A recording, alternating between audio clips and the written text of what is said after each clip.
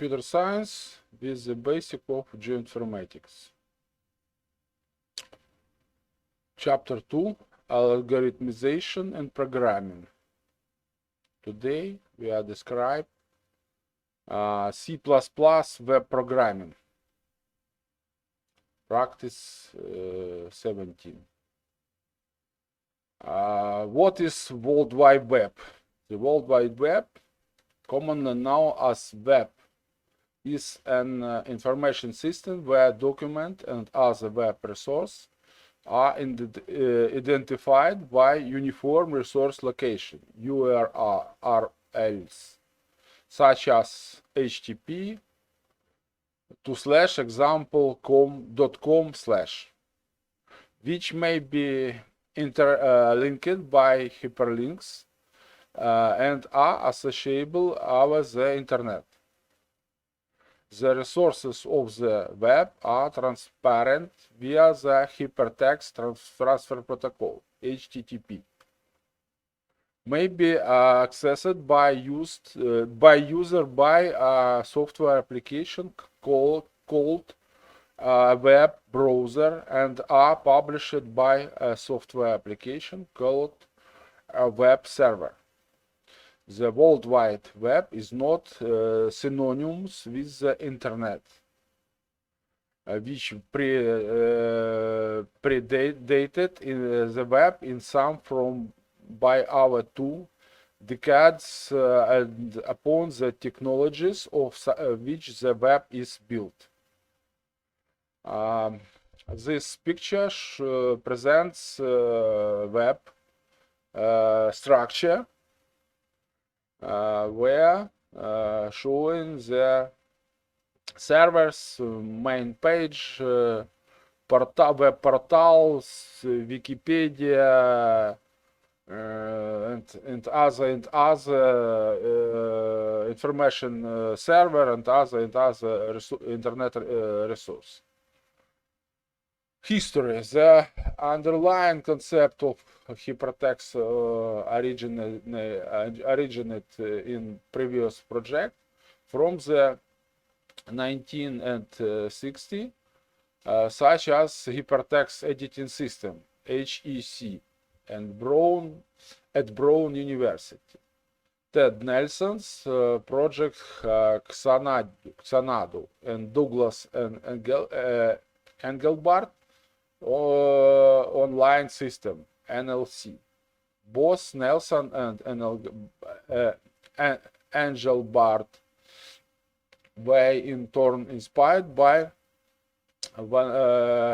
Vannevar Bush microfilm based in Mix, which best described in 1945 essay As We May Think.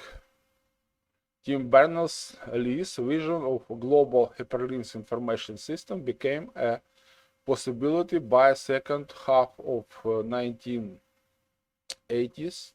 By 1985, the global internet began to proliferate in Europe, and a domain name system upon which the uniform resource location is built came into being in 1988. The first direct IP connection between Europe and North America was made, and Berners-Lee began to openly discuss the possibility of web-like system at CERN. The worldwide function as an application layer protocol that is run on top of, figuratively, the internet, helping to make it more functional. The advent of the Mosaic web browser helped to make the web much more usable, to include the display of images and moving images, GIFs. What is CGI? part C web programming. The common gateway interface of or CGI is a set of standards that define how information is exchanged between the web server and custom script. The CGI specs they are currently maintained by the NCSA and NCSA define CGI is as follows. The Common Gateway Interface or CGI is a standard for external gateway program to interface with information servers such as HTTP server. The current version is CGI/1.1 and CGI/1.2 is under progress. Web browsing. To understand the concept of CGI, let's see that happen when they click a hyperlink to browse a particular web page or URL.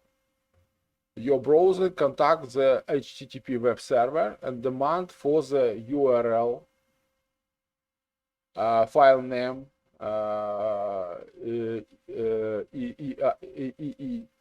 web server will parse the URL and will look for the file name. It finds requested file, then web server sends that file back to the browser. Otherwise sends an error message including that you have requested a wrong file. Web browser takes response from web server and displays either the received file or error message based on the received response. However, it's possible to set up the HTTP server in such a way that whenever a file in certain directory is requested, that file is not sent back. Instead, it is executed as a program, and produced output from program is sent back to your browser to display. The Common Gateway Interface, CGI, is a standard protocol for enabling the application, call it CGI programs or CGI scripts, to interact with web server and with client. This CGI program can be written in Python, Perl, Shell, C or C++, etc. The following simple program shows a simple architecture of CGI. Includes web server, server-side script, database, web client, and line HTTP protocol. Okay, now we are starting with our Visual Studio and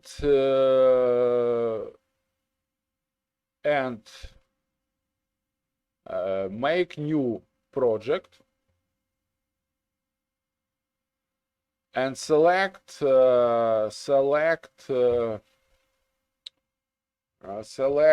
template web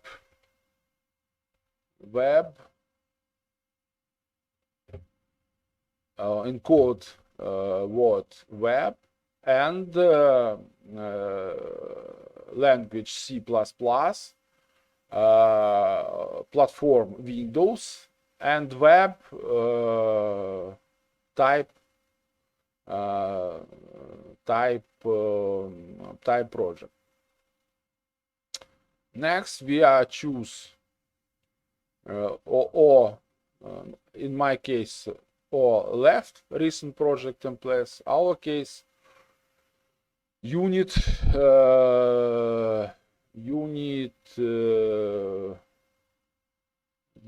link test protocol. Next, name our project lesson 17.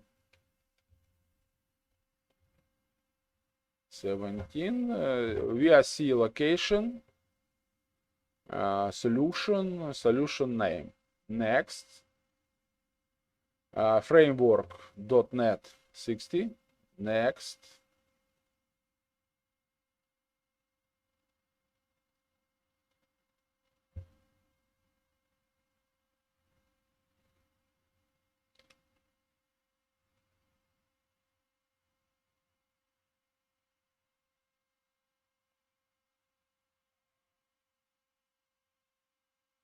Waiting.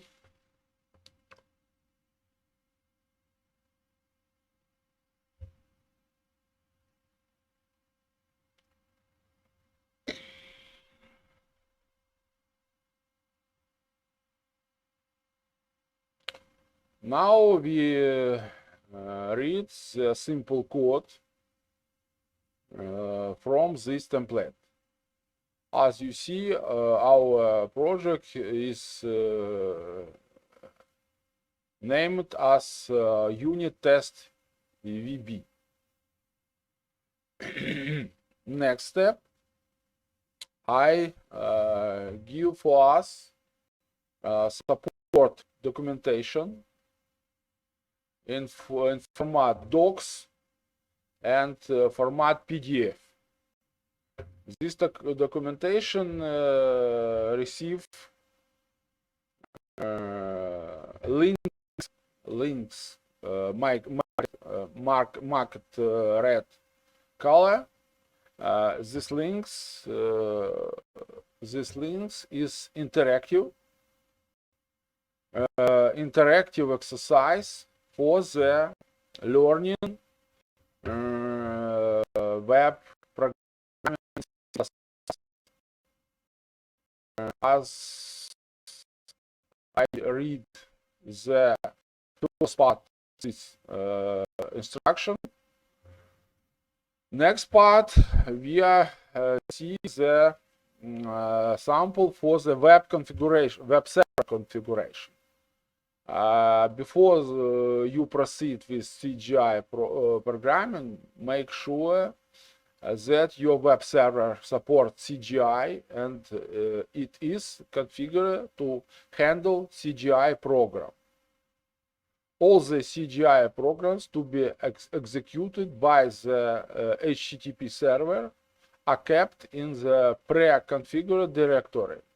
This directory is called CGI directory, and by convention it is named as /var www CGI bin. By convention, CGI files will have extension as CGI. So they are C++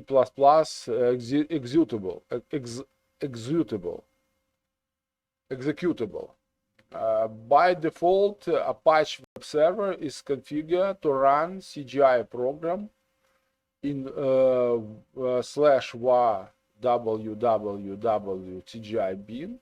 If you want to specify any other directory to run your CGI script, you can modify the following session in the httpd config file. And here assume that you have web server up and running successfully, and you are able to run any other CGI program like Perl or Shell, etc. First CGI program, consider this content. We are mark this content and place you in our project.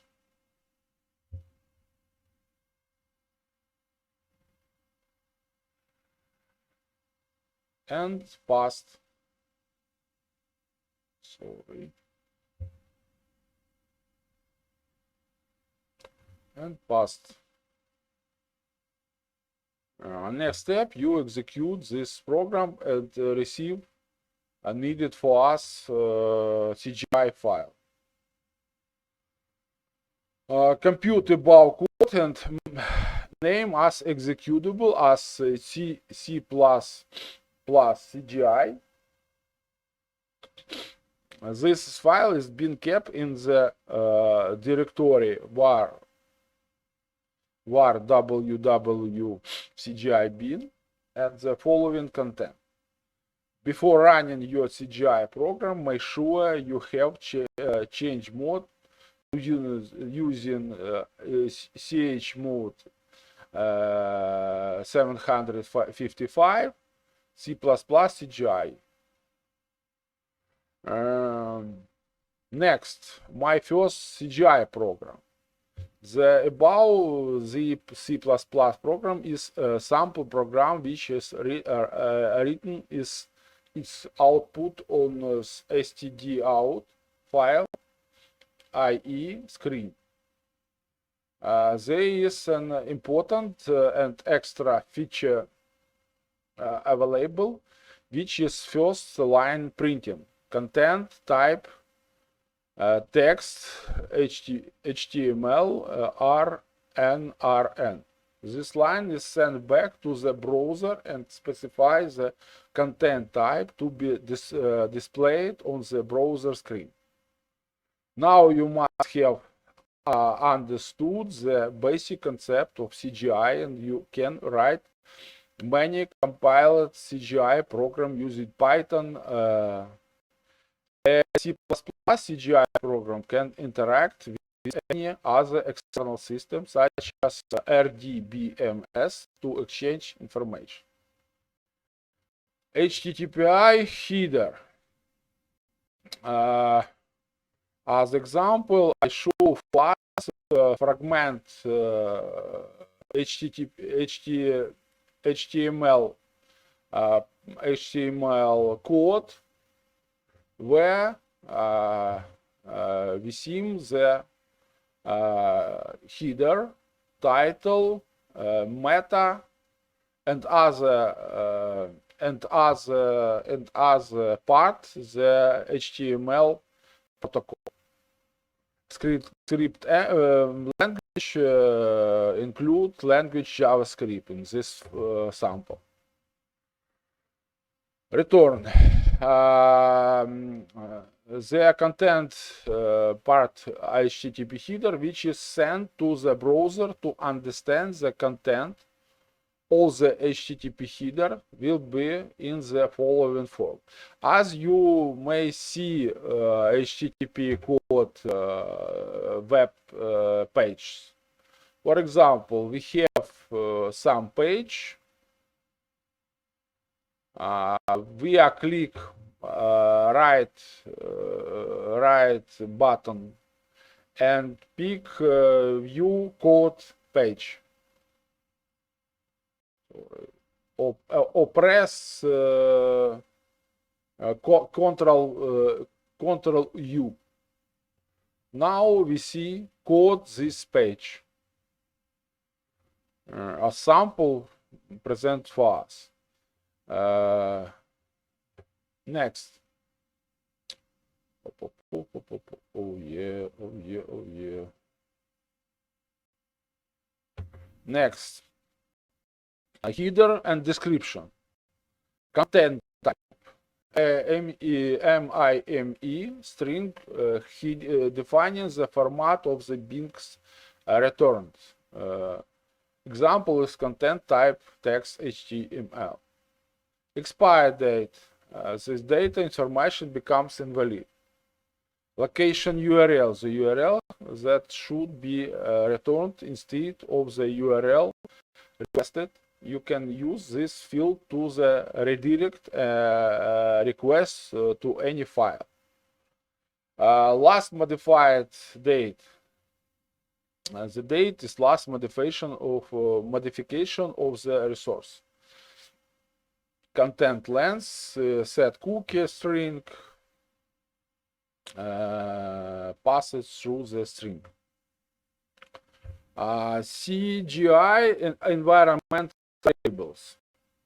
All the CGI program will have access to the following environment variables. These variables play an important role while written the CGI program. table where represent variable name and description, content type, length, cookie, agent, info, string, host, file name, etc. Below we see a small CGI program to list out the CGI variables. As you see, constant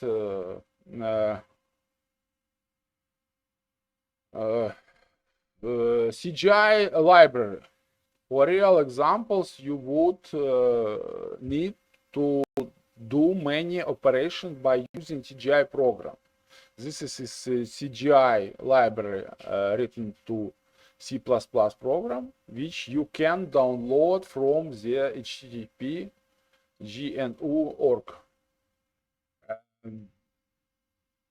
Code for this library printed, described in this window. You can check related documentation available CGI lib documentation under link. Get and post methods. To must have come across many situations when you need to pass some information from your browser to web server and ultimately to your CGI program. Most frequently, browser use two methods to pass this information to web server. These methods are get methods and post methods. Passing information using get methods. The get methods sends the encode use information appended to the page request. The page and the encoded information are separated by the character as follows, as you see. The get method is the default method to pass information from browser to web server and the produce a long string that appears in your browser's location box. Never use the get method if you have password or other sensitive information to pass to the server. Next, simple URL example, get method. This is a simple URL which will pass two values to hello get program using get method. Below is a program to generate CPP get CGI program to handle input given by web browser and Go and C++ CGI.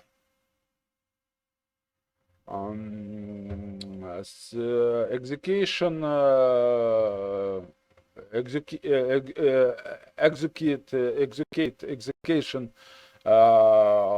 files placed in the folder cprogram_file.net.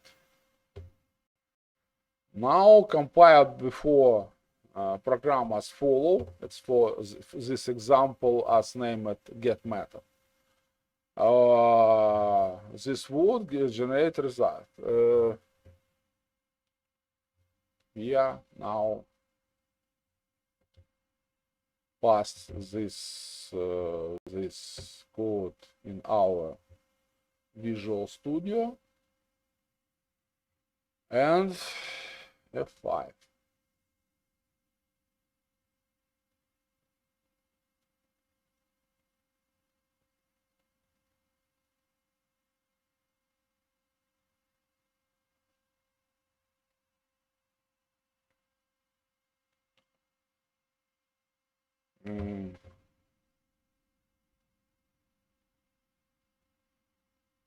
Now we execute this,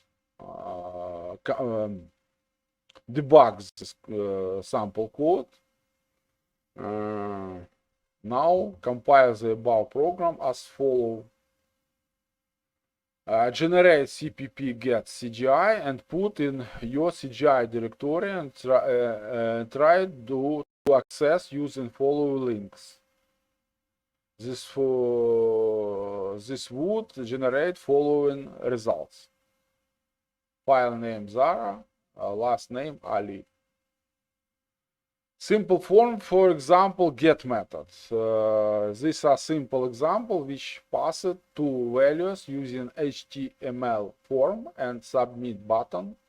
We are going to use sample CGI script to handle this input. As you see, I press and submit. Sorry, it's some mistakes.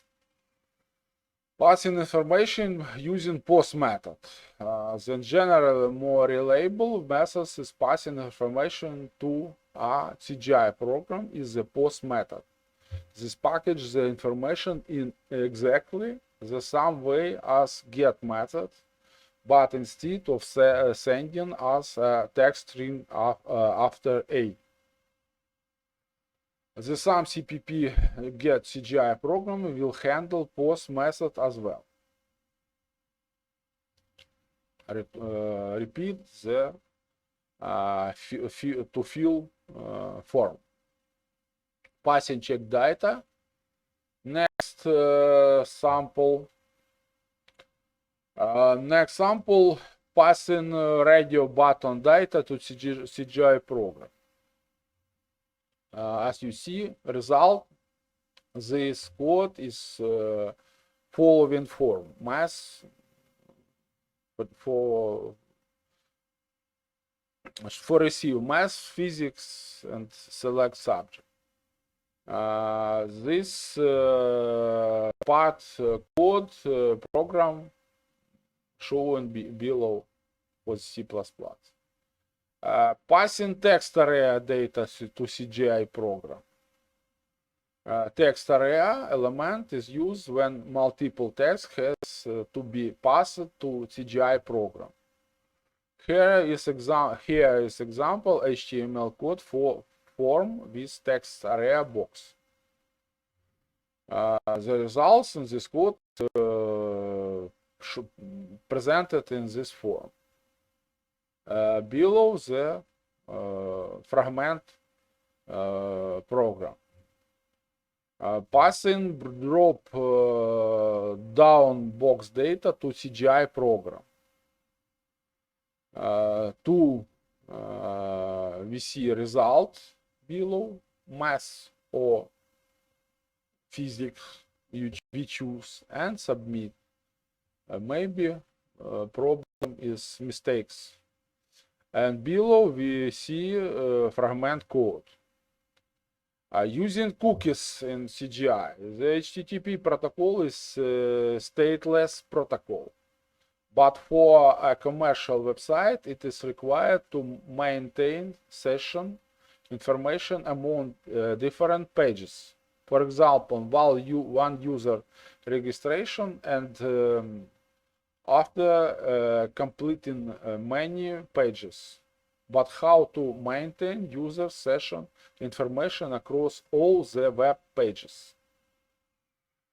In many situations, using cookies is most efficient method of remembering and tracking preferences, patches, commissions, and other information required for better visitor experience or site statistics. How it works? The server sends some data to the visitor's browser in the form of cookie. The browser may accept the cookie. It is stored as plain text record on the visitor's hand drive. Now, when the visitor arrived to another page on your site, the cookie is available for retrieval. Once retrieved, your server now remembers what was stored. Cookies are plain text data, a record of 5 variable length fields. First expires. This shows data the cookies will expire. Domain, this shows domain name on of your site. Path this shows path of directory of web page that sets the cookie. Secure is this field contains the word secure when the cookies may be retrieved. Name equal value cookies are set and retrieved in the form of the key and value pairs. Setting up cookies. It's very easy to send cookies to browser. These cookies will be sent along with HTTP header before the context type field, assuming we want to set. Retrieving cookies. It is easy to retrieve all the set cookies as you see fragment code. And example program C++. Next step, compile for debugging, and file upload example. We see fragment program code. And next, in final, it is final example. Return to our HTTP sample HTTP code. We see some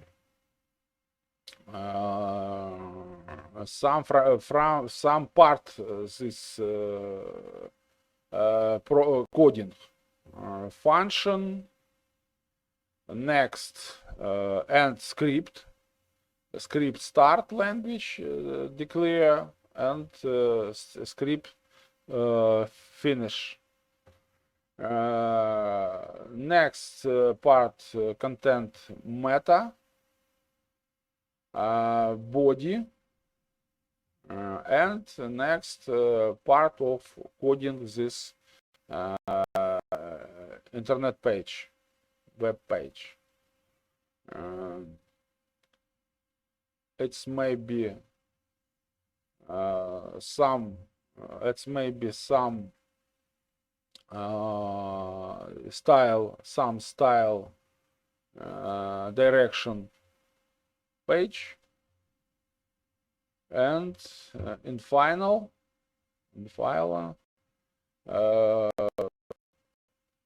we see and this page where under slash ended function table, td, tbody, body, and HTML, all in HTML. It's simple. This programming not need special visual tools. It's maybe coding in the Notepad, Microsoft Notepad. Okay. So today we're going to get into how to do web development. Now, and I want to draw a quick distinction before we get into stuff. What's the difference between web design and web development? And basically, web design is more graphic design. It means you work with Photoshop, you make the look and the feel of the web page, and then you give it to a developer. They're going to take your look and feel, and they're going to make the actual web page for you. The designers don't tend to get paid as much. They don't tend to have as much opportunity to work remotely. I used to be a designer, and I moved on to development because it was just a better career to get into. So that's kind of the difference. Also, it's cheaper to be a web developer. You don't have to buy $1,000 worth of Adobe Photoshop software. All you need is Notepad. That's right, Notepad. Except for you'll probably want to get something better than Notepad. We are going to be using Sublime Text, which is one of the best Notepad kind of editors out there, and it's free. So go ahead, go download Sublime Text, pause the video, come back when you got it fired up, and we're going to build a web page. So what we're going to do is we're going to start by creating a new file in Sublime Text and saving it as index.html. As you see here. We're basically, you can call it whatever you want, but the fact that we're calling it .html means that when we open it up in Chrome, it's going to know that it's a web page, so it's going to show it as an HTML web page.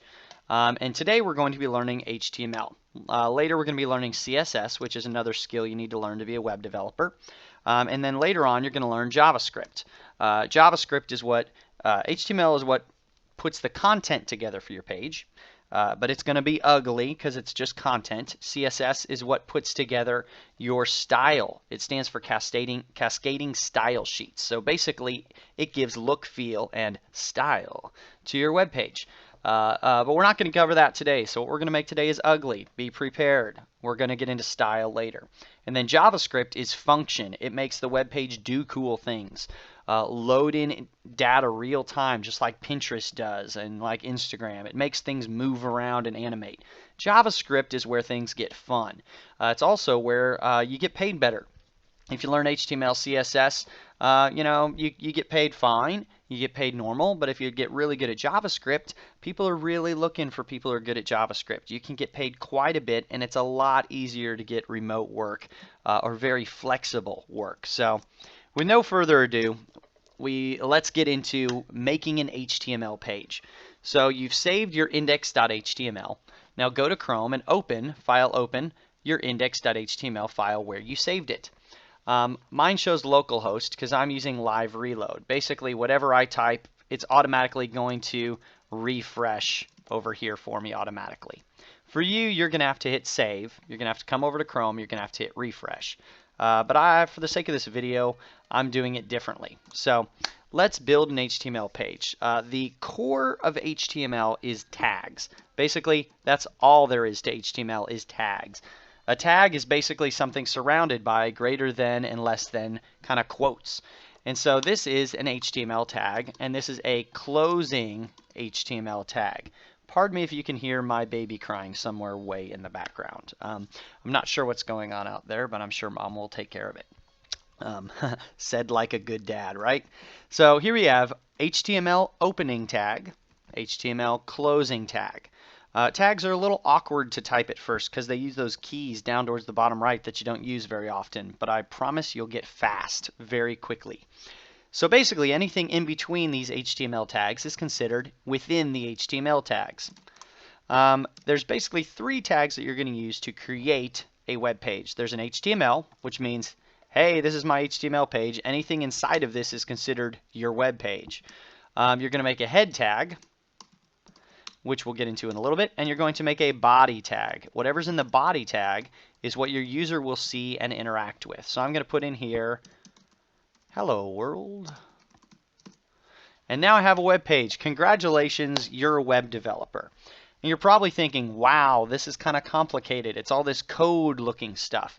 Don't worry, it looks like a foreign language at first, but seriously, within 5 times you're going to feel very comfortable. There's only like 10 tags, maybe 20 at the most you're going to use, and they're all tags. You just have to remember a different word.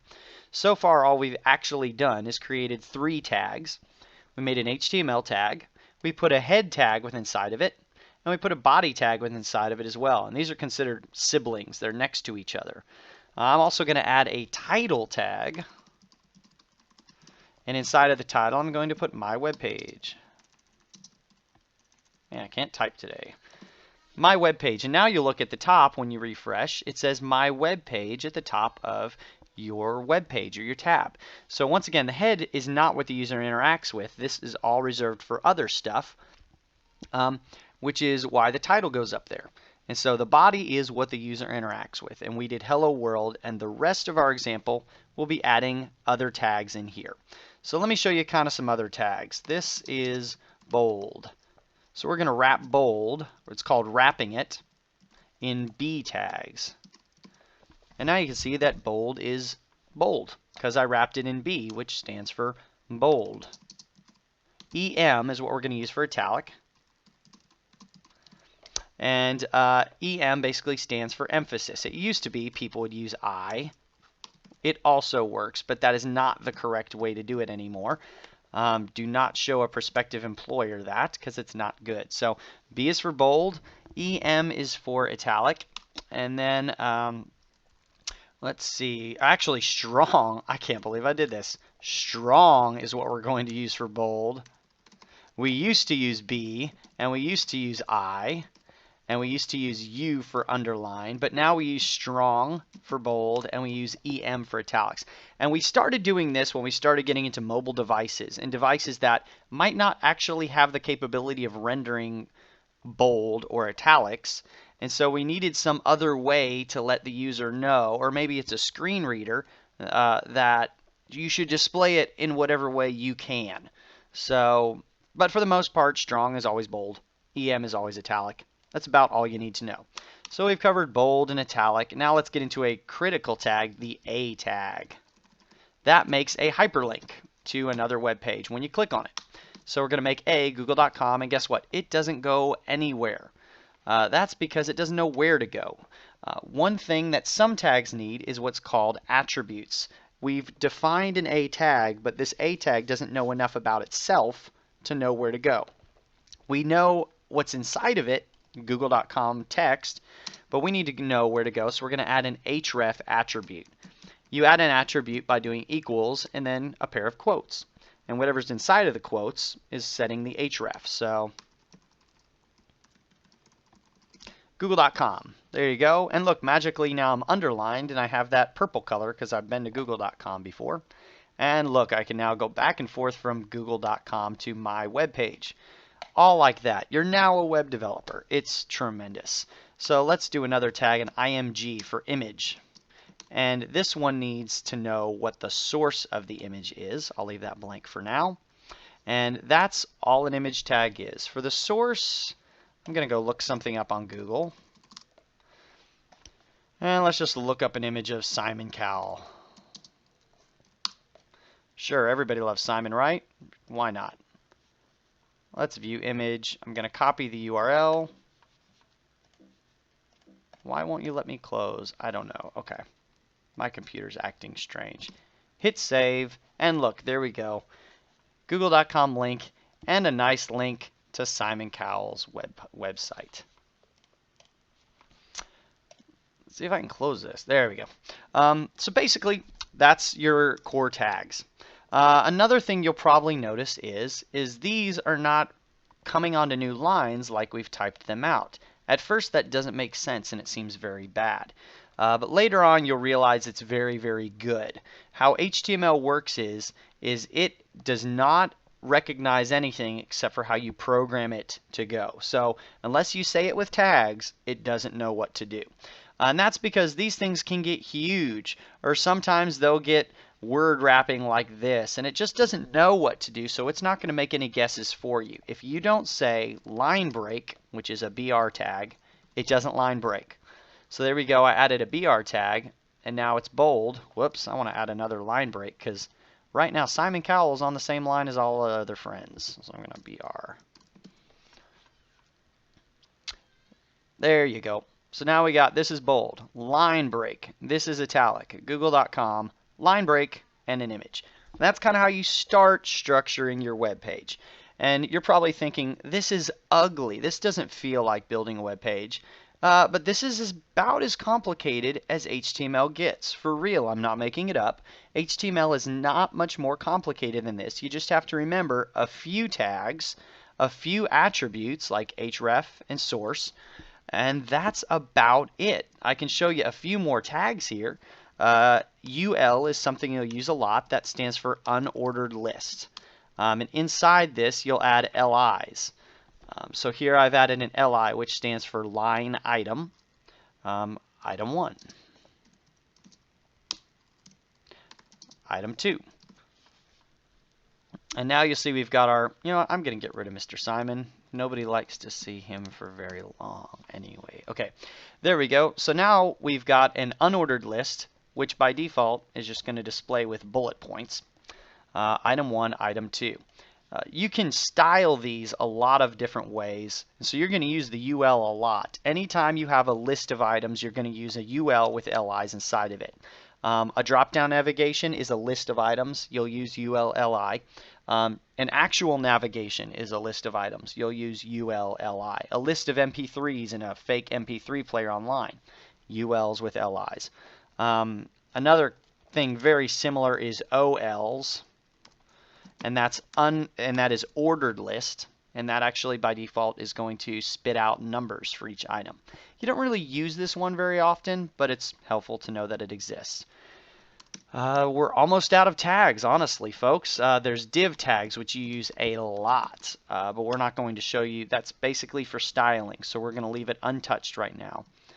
Span tags, you'll also use a decent bit, but once again, that is for styling. So that is about as complicated as HTML gets. All you have to do is get comfortable typing in tags, and you're pretty much an HTML developer. Paragraph tags, those are important. And header tags, and then we'll be done.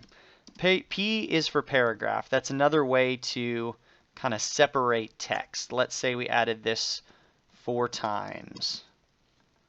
It's starting to get all messy. And I forgot to close these. P and each P and a slash P. There we go. So inside of this paragraph, we have this. I don't know what that did right there. Inside of this paragraph, we have a block of text for each one. And you'll see the paragraph automatically kind of created its own space on either side. Paragraphs are usually the way you're going to want to add fresh line breaks. Usually you don't want to use the BR tag like we're using there. But it has its purposes as well. BR creates a line break, as you can see here, and P creates a fresh paragraph with space on either side. The only other tags you're going to use are header tags. They start with H. Depending on how big you want the header to be, you'll use H1 for the biggest. H2 is smaller than that. And H3 and so on down to about H6 or so. It's pretty rare to have headers be in 6 different sizes. You're probably pretty bad at design if you're doing that.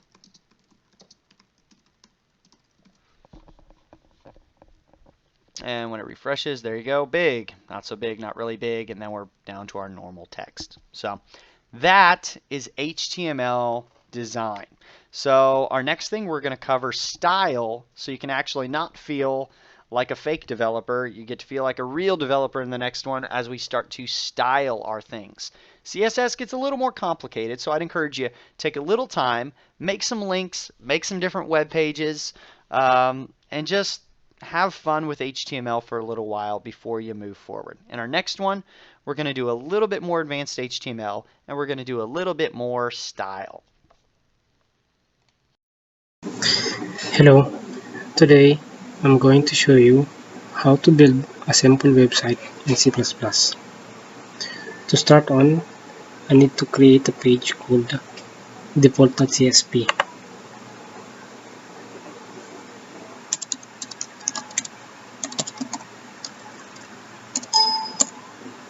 Then paste basic HTML with head and body, and then we'll insert content here. This is where content is placed.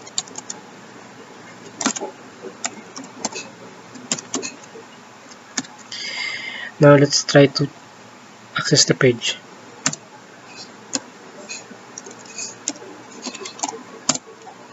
Okay, the next step is to have a header and footer in this page.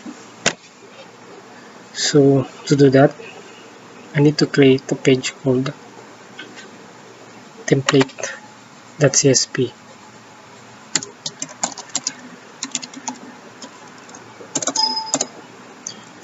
And let's insert text here.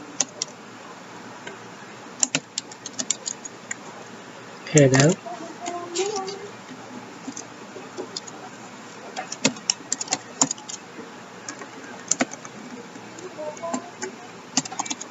Footer.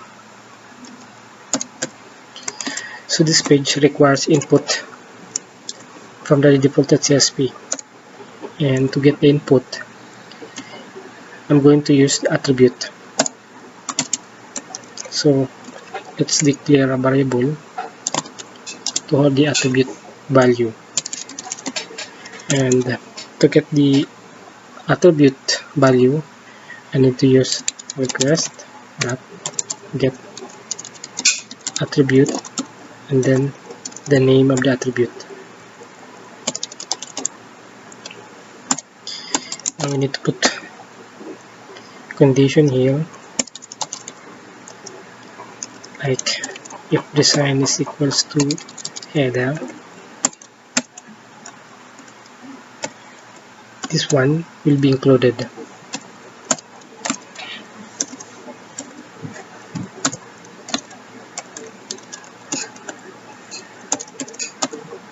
Else if design equals to footer,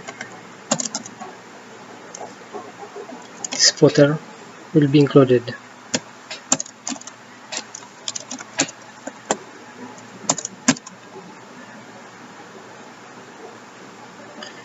Okay, let's save this page, close, and let's go back to the default.csp. Now, in order to include the template.csp, I need to use request dispatcher. So we need to declare the header first. We need to include the header.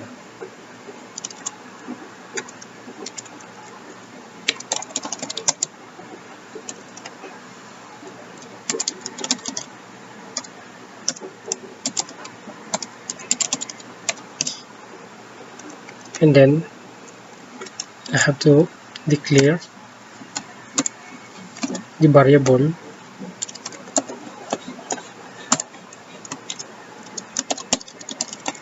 and then to get an instance for request dispatcher, I need to use request get request dispatcher and then template.csp. Okay. Now it's time to include the header. So I need to insert scriptlet here and include command, then pass the request and then the response. Now we need to set the attribute. So request dot set attribute, and this is the attribute name and this is the attribute value. We need to do the same thing for the footer.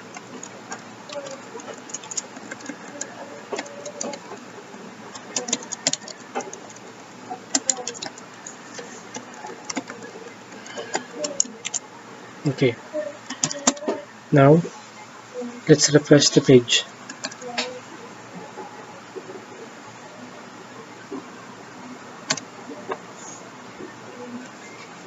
Okay, let's apply some style sheet.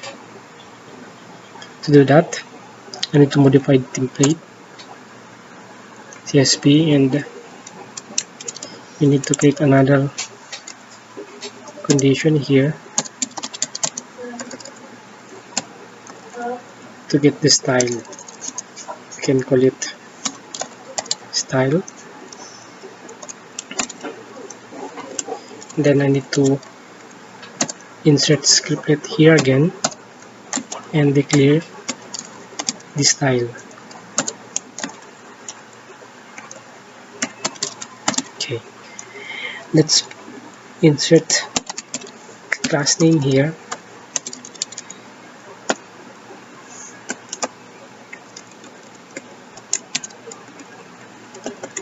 Header and then footer. Okay, h1 header, padding 5px, border 1px, orange solid, and we need to do the same thing for the footer.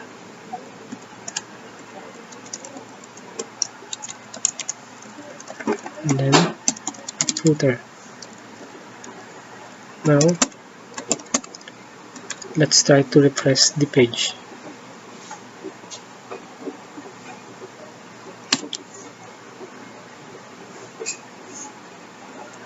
Okay, I forgot to modify the default.csv.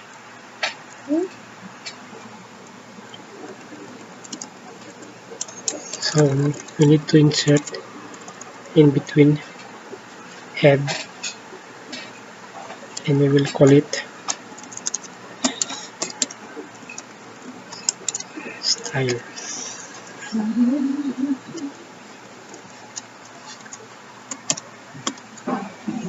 Okay.